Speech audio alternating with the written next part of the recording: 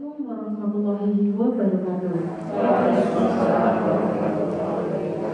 Alhamdulillahirabbil alamin wassalatu wassalamu ala asrofil anbiya'i wal mursalin sayyidina Muhammadin wa ala alihi wa ashabihi ajmain. Amma ba'du.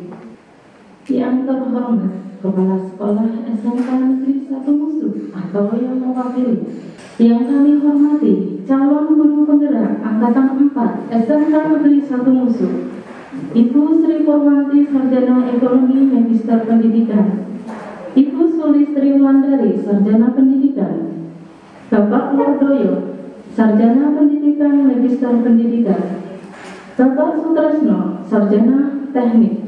Yang kami hormati Bapak Ibu Guru SMK Negeri 1 Musuh yang berbahagia, Bapak Ibu yang kami hormati, saya ucapkan selamat datang kepada Bapak Ibu atas kehadirannya di kegiatan sosialisasi dan pengimbasan modul 1 program guru penggerak Angkatan 4 SMK Negeri 1 Musuh, Kabupaten Boyolali tahun 2022. Marilah kita buka acara sosialisasi dan pengimbasan modul 1 guru penggerak dengan bacaan basmalah bersama-sama. Semoga dengan bacaan basmalah tadi, kegiatan hari ini dapat kita lalui dengan lancar dan memberikan manfaat yang besar pada kita semua. Amin. Mengawali kegiatan pada siang hari ini, menyanyikan lagu kebangsaan Indonesia Raya. Hadirin dimohon berdiri.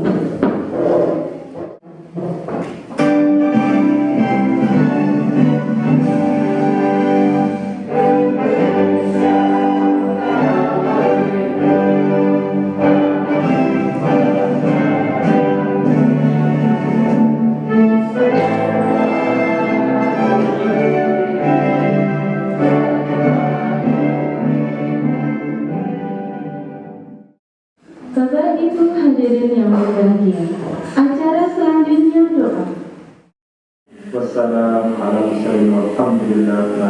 Assalamualaikum warahmatullahi wabarakatuh. Acara selanjutnya yaitu sambutan Kepala Sekolah SMK Negeri 1 Musuh atau yang mewakili. Ucapan terima kasih kepada Bapak Ibu guru yang sudah rawuh di ruang pertemuan di SMK Negeri 1 Musuh atas undangan kami, yaitu calon guru penggerak akan mensosialisasikan dan pengimbasan modul 1 guru penggerak Angkatan 4.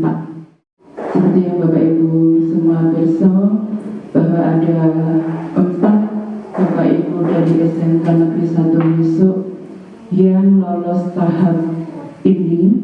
Monggo kita dukung sehingga nanti bisa berakhir sukses, bisa mengimplementasikan dalam dunia pendidikan dengan baik, dan muaranya nanti pendidikan di Indonesia akan lebih baik. Assalamualaikum warahmatullahi wabarakatuh. Terima kasih Bapak Ibu semua yang saya hormati atas kesediaan waktunya untuk saya sosialisasi dan pengimbasan modul 1 program guru penggerak calon guru penggerak Angkatan 4 SMK Negeri 1 Musuh Kabupaten Boyolali. Yang pertama, marilah kita panjatkan puji syukur kehadirat Allah Subhanahu wa Ta'ala yang mana telah melimpahkan rahmatnya kepada kita semua sehingga kita diberikan kesehatan di ruangan ini untuk mengikuti sosialisasi dan pengimbasan modul 1. Di dalam program guru penggerak ini, kami telah melaksanakan pelatihan selama kurang lebih 3 bulan, mendapatkan tugas untuk mensosialisasikan dan mengimbaskan kepada Bapak Ibu guru, yang mana adalah kita nanti sama-sama belajar untuk menerapkan apa yang sudah saya peroleh di dalam diklat guru penggerak ini. aksi nyata modul 1 oleh Sulistri Wulandari, calon guru penggerak angkatan 4 Kabupaten Boyolali. Salam dan bahagia. Salam guru penggerak. Di dalam modul 1 ini, kami telah mempelajari modul 1.1 sampai modul 1.4, yaitu filosofi pendidikan Ki Hajar Dewantara, nilai-nilai dan peran guru penggerak, visi guru penggerak, modul 1.4 yaitu budaya positif. Pada modul 1.1, filosofi pendidikan menurut Ki Hajar Dewantara. Tujuan pendidikan menurut KHD adalah menuntun segala kodrat yang ada pada anak agar mereka dapat mencapai keselamatan dan kebahagiaan yang setinggi-tingginya, baik sebagai individu maupun sebagai anggota masyarakat. Jadi, sebagai seorang guru, kita hanya bisa menuntun tanpa bisa memaksakan keinginan kepada anak didik. Kita hanya bisa mendampingi, menumbuhkan segala hal yang positif, baik pada anak dan menekan hal yang negatif atau buruk pada anak. Pendidik ibarat sebagai Pak Tani yang memberikan fasilitas untuk berkembangnya anak didik, memberikan ruang untuk tumbuh leluasa, bebas, namun guru harus memberikan tuntunan agar diperoleh kemerdekaan belajar. Jadi, anak atau peserta didik memiliki sifat bawaan yang diperoleh sejak lahir. Anak adalah bukan kertas kosong, namun sudah membawa sebuah garis-garis samar, ibarat kata seperti itu ya. Jadi kita sebagai guru menekankan, memunculkan hal-hal yang positif, yang baik pada anak tersebut, dan menekan, mengurangi hal-hal yang negatif atau yang buruk pada anak tersebut. Di dalam mendidik dengan semboyan Ki Hajar Dewantara, ing ngarsa sing tulodo, berarti ketika guru berada di depan, seorang guru harus memberikan teladan dan contoh dengan tindakan yang baik. Ing madya mangun karsa, pada saat di antara peserta didik, guru harus menciptakan prakarsa dan ide. Tutwuri handayani, yaitu dari belakang seorang guru harus bisa memberikan dorongan dan arahan. Kodrat alam dan kodrat zaman. Dasar pendidikan anak berhubungan dengan kodrat alam dan kodrat zaman. Kodrat alam berkaitan dengan sifat dan bentuk lingkungan dan di mana anak berada. Sedangkan kodrat zaman berkaitan dengan isi dan irama. Budi pekerti menurut Ki Hajar Dewantara, budi pekerti atau watak atau karakter merupakan perpaduan antara gerak pikir, perpaduan antara gerak pikiran, perasaan dan kehendak atau kemauan sehingga menimbulkan tenaga. Budi pekerti juga dapat diartikan sebagai perpaduan antara cipta, kognitif, karsa, afektif sehingga menciptakan karya psikomotor. Profil pelajar Pancasila yang menjadi tujuan kita sebagai pendidik terdiri dari siswa nanti agar bisa diwujudkan menjadi manusia yang beriman, bertakwa kepada Tuhan Yang Maha Esa dan berakhlak mulia, mandiri, bernalar kritis, kreatif, bergotong royong, dan berkebinekaan global. Di dalam nilai-nilai dan peran guru penggerak pada khususnya dan Bapak Ibu guru semua pada umumnya diharapkan semua juga memiliki nilai-nilai seorang guru, yaitu mandiri, reflektif, kolaboratif, inovatif, dan berpihak pada murid. Sedangkan peran guru penggerak menjadi pemimpin pembelajaran, menggerakkan komunitas praktisi, menjadi koh bagi guru yang lain, mendorong kolaborasi antar guru, mewujudkan kepemimpinan murid. Pada modul 1.3, visi guru penggerak. Guru penggerak harus mempunyai visi dan imajinasi. Visi yang berhubungan dengan apa yang harus dilakukan berdasarkan hasil refleksi yang menjadi peta kekuatan, melakukan perubahan. Imajinasi berkaitan dengan gambaran masa depan yang ingin diraih berdasarkan aksi-aksi nyata yang dilakukan. Tujuan harus memiliki visi, yaitu untuk mencapai perubahan yang lebih baik dari kondisi saat ini. Untuk dapat mewujudkan visi diperlukan pendekatan atau paradigma. Paradigma yang disebut dengan inquiry apresiasi IA, yang dikenal sebagai pendekatan manajemen perubahan yang kolaboratif dan berbasis kekuatan. Pendekatan ini diterapkan dengan tahapan-tahapan yang di dalam bahasa Indonesia disebut tahapan Bagja. Buat pertanyaan, ambil pelajaran, gali mimpi, jabarkan rencana, dan atur eksekusi. Dalam modul 1.4, kita belajar tentang budaya positif. Budaya positif di sini mempelajari tentang perubahan paradigma, konsep disiplin positif dan motivasi, keyakinan kelas, pemenuhan kebutuhan dasar, 5 posisi kontrol, segitiga restitusi. Perubahan paradigma. Di sini ada stimulus respon, lawan teori kontrol, pandangan tentang dunia. Stimulus respons tentang dunia, realitas kebutuhan kita semua. Teori kontrol tentang dunia, realitasnya itu kebutuhan kita berbeda. Jadi pandangan yang realitas bahwa kebutuhannya kita itu sama, itu perlu dirubah, bahwa setiap anak itu memiliki kebutuhan yang berbeda. Jadi kita tidak bisa menyamakan anak satu dengan yang lainnya. Semua orang melihat hal yang sama. Kalau dahulu, kadang kita mengajar anak harus berfokus kepada kita. Karena kita meyakini sebagai guru bahwa kita adalah sumber segalanya. Jadi semua harus melihat hal yang sama dari diri seorang guru. Namun demikian, kita harus merubah perubahan paradigma tersebut.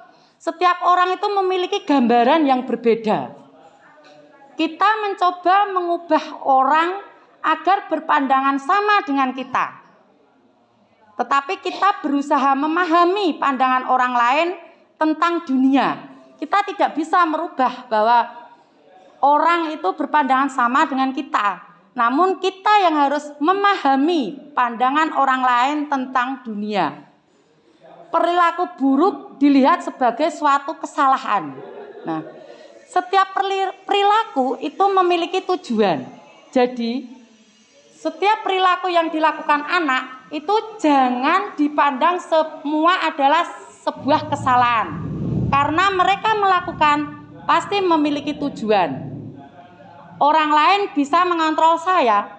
Jadi yang dulu mungkin berparadigma orang lain bisa mengontrol saya, sama dengan halnya bahwa guru bisa mengontrol siswa.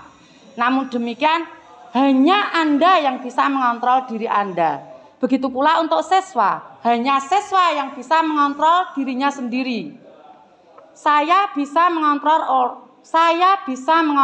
orang lain. Yang benar adalah Anda tidak bisa mengontrol orang lain. Pemaksaan ada pada saat bujukan gagal. Yang teori kontrol tentang dunia, kolaborasi dan konsensus menciptakan pilihan-pilihan baru. Jadi setiap keinginan itu anak tidak bisa dipaksa.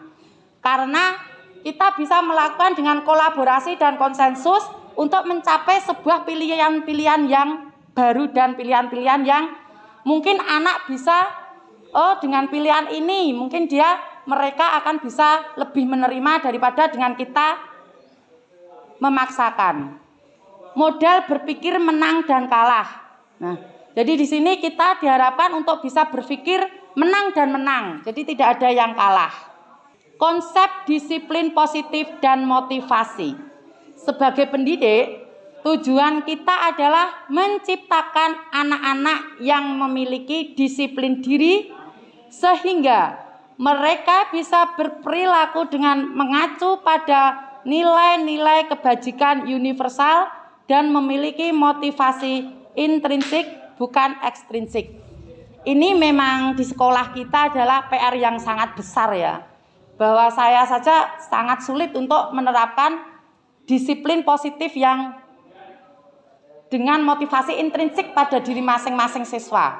Mari kita nanti bersama-sama agar anak-anak itu memiliki motivasi dari dalam dirinya masing-masing untuk melakukan disiplin.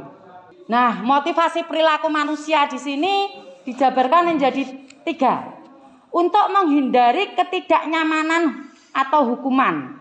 Jadi terkadang anak itu untuk berpakaian rapi, dia datang ke sekolah, itu kadang sudah berpikir nanti di depan gerbang itu sudah dihukum karena saya tidak memakai sepatu hitam atau karena saya tidak memakai dasi begitu. Jadi itu sebetulnya hal yang sangat harus kita hindari.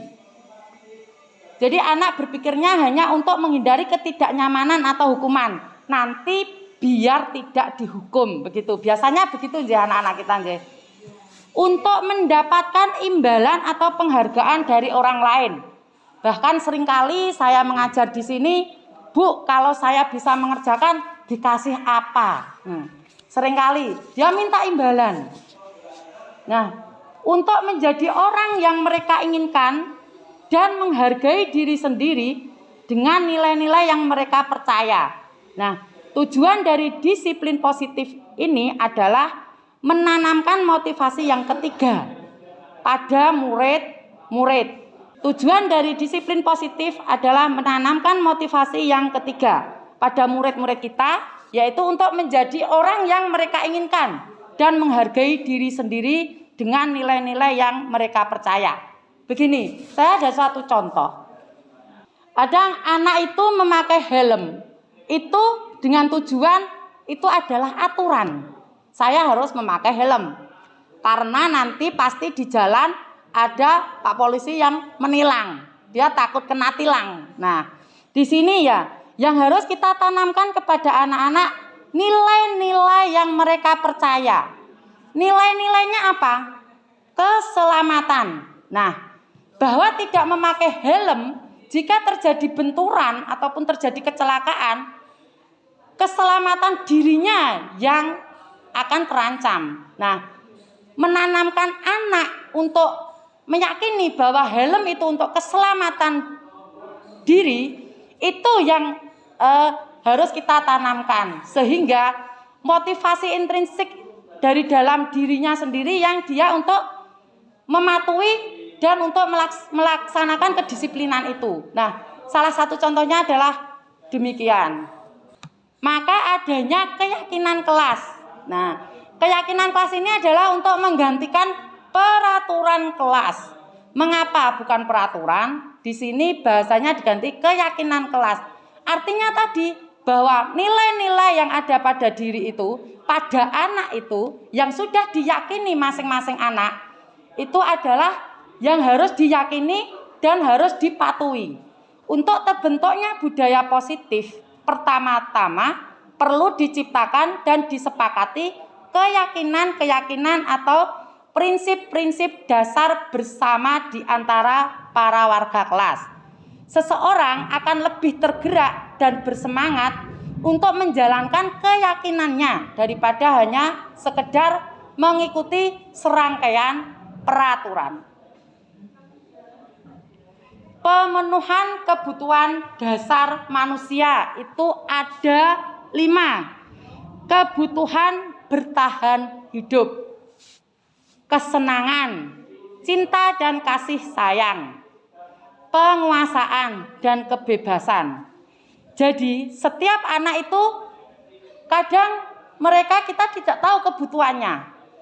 Salah satu contoh anak yang caper, benar-benar caper, dia minta perhatian. Nah, sebetulnya jika kita melakukan pendekatan dengan si anak tersebut, oh mungkin dia di rumah kurang perhatian oleh orang tuanya. Jadi kebutuhannya anak itu adalah cinta dan kasih sayang yang belum diperoleh dari rumah, begitu. Ada 5 posisi kontrol, yaitu penghukum, pembuat, orang merasa bersalah, teman, monitor atau pemantau, manajer. Nah, di sini seorang penghukum bisa menggunakan hukuman fisik maupun verbal. Orang-orang yang menjalankan posisi penghukum senantiasa mengatakan bahwa sekolah memerlukan sistem atau alat yang dapat lebih menekan murid-murid lebih dalam lagi. Guru-guru yang menerapkan posisi penghukum akan berkata, patuhilah peraturan. Kamu selalu saja salah. Selalu pasti selalu yang terakhir selesai begitu. Jadi kayak menghakimi gitu ya. Dan semoga kita semua tidak hanya menjadi pada posisi penghukum. Di situ dijelaskan penghukum itu memarahi, mengkritik, menyakiti, melakukan tindakan kekerasan. Sangat menyedihkan ya apabila kita sebagai guru melakukan seperti itu, dan semoga saya juga baru belajar, kita semua belajar untuk tidak menjadi posisi penghukum. Pembuat rasa bersalah itu mendiamkan, menceramai, membuat rasa bersalah. Salah satu kalimatnya, ibu sangat kecewa sekali dengan kamu loh nak. Berapa kali ibu harus memberitahu kamu sehingga kamu selalu melakukan hal-hal yang sama. Teman, kalau teman itu selalu membuat permakluman, karena kita sebagai teman ya maklum saja ya. Jadi ayolah bantu saya, begitu kalimatnya. Kalau manajer itu bertanya dan membuat sebuah kesepakatan yang mana tidak saling merugikan. Apa sebenarnya yang terjadi? Apa sebenarnya harapanmu? Jadi dicari beberapa kayak celah bekerja sama antara guru dan siswa. Terus akibatnya bagaimana? Yang penghukum itu murid tidak peduli dengan gurunya atau tugas sekolahnya. Yang ada malah engkau nek salah meneh gitu ya. Nanti kalau salah lagi gitu. Jadi malah mematikan keinginan-keinginan siswa ya. Terus pembuat rasa bersalah. Murid merasa bodoh atau nakal. Sebagai teman merasa guru adalah teman yang bisa memaklumi kesalahannya. Sebagai pemantau, murid mempertanyakan konsekuensi perbuatannya. Memang yang paling tinggi adalah posisi manajer. Apa yang bisa saya lakukan untuk memperbaiki gitu ya. Yang akan menjadi pola perilaku disiplin dari dalam diri dan menumbuhkan motivasi intrinsik. Jadi kelima, posisi ini yang hanya menumbuhkan motivasi intrinsik adalah yang posisi manajer. Baik yang pemantau, pengawas, teman, pembuat rasa bersalah, penghukum, itu adalah motivasi hanya dari luar. Nah, di sini sampai pada segitiga restitusi. Restitusi adalah proses menciptakan kondisi bagi murid untuk memperbaiki kesalahan mereka sehingga mereka bisa kembali pada kelompok mereka dengan karakter yang lebih kuat. Gosen 2004. Restitusi membantu murid menjadi lebih memiliki tujuan, disiplin positif, dan memulihkan dirinya setelah berbuat salah. Penekanannya bukanlah pada bagaimana berperilaku untuk menyenangkan orang lain atau menghindari ketidaknyamanan, namun tujuannya adalah menjadi orang yang menghargai nilai-nilai kebajikan yang mereka percayai sebelumnya. Sebelumnya kita telah belajar tentang teori kontrol bahwa pada dasarnya kita memiliki motivasi intrinsik. Nah, di dalam segitiga restitusi, di situ menstabilkan identitas. Menstabilkan identitas itu teori kontrol yang dipakai adalah kita semua akan melakukan hal terbaik yang bisa kita lakukan. Jadi siswa yang melakukan kesalahan kita stabilkan. Setiap orang pasti pernah melakukan kesalahan. Jadi anak tidak merasa bahwa saya kok salah terus, begitu ya. Kamu bukan satu-satunya yang pernah melakukan hal ini. Jadi anak merasa sedikit terbombong dengan kalimat itu. Kemudian validasi tindakan yang salah. Semua perbuatan, semua perilaku adalah memiliki alasan. Kamu tentu punya alasan mengapa melakukan ini. Apakah cara yang lebih efektif untuk mendapatkan apa yang kamu butuhkan? Nah, jadi anak itu dicari. Kenapa kamu melakukan hal ini? Pasti ada alasannya.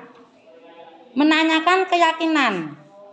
Keyakinan kelas apa yang telah kita sepakati. Jadi sebelumnya kita kan sudah membuat keyakinan-keyakinan kelas yang harus disepakati bersama.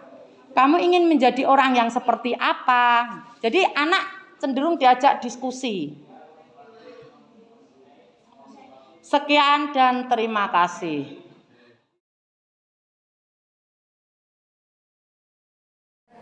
Terima kasih kepada Bapak Ibu calon guru penggerak dari SMK Negeri 1 Musuh, terkhusus Bapak Sutrisno, Sarjana Teknik, Bapak Wardoyo, Sarjana Pendidikan Magister Pendidikan, Ibu Sri Porwanti, Sarjana Ekonomi Magister Pendidikan, Ibu Sulistri Wulandari, Sarjana Pendidikan, atas penyampaian materi, sosialisasi, dan pengibasan modul 1 guru penggerak.